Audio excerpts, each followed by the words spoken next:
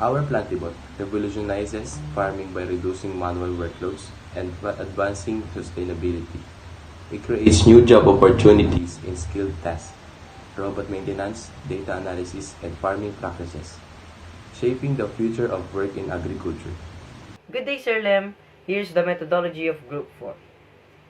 In our methodology, you can find the introduction to prototype development, which states on why the researchers came up with the idea to build a planting robot.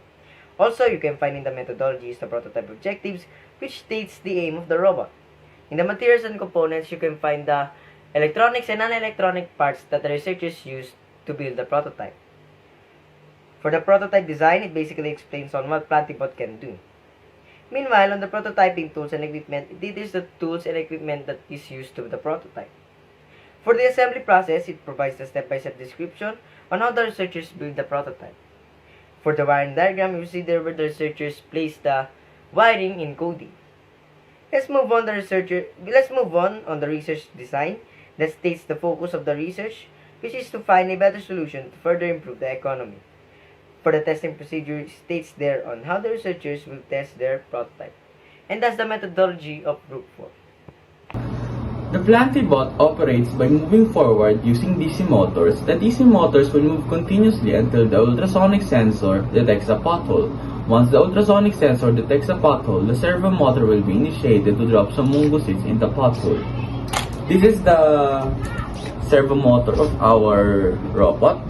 This is the ultrasonic sensor that will detect the pothole, the Arduino board, and the breadboard.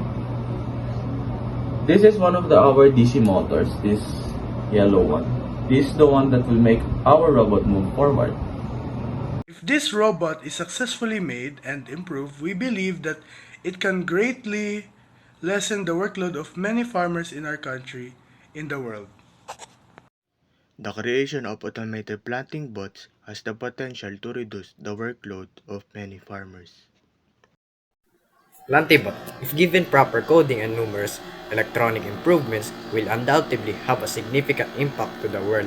Although this type of robot has many advantages, it also faces many challenges such as how farmers will adapt to using it, the cost of mass production, and many others.